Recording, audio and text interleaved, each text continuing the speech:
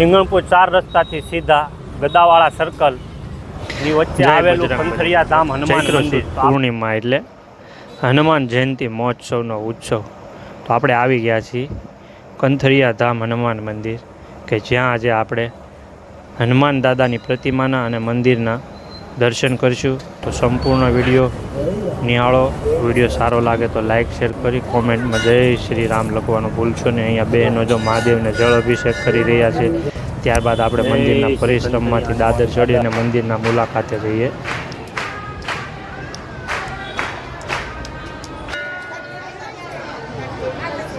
તો અત્યારે આ છે કંથરિયા ધામ હનુમાન મંદિર. અત્યારે મંદિરની અંદર બહેનો સત્સંગ કરી રહ્યા છે અને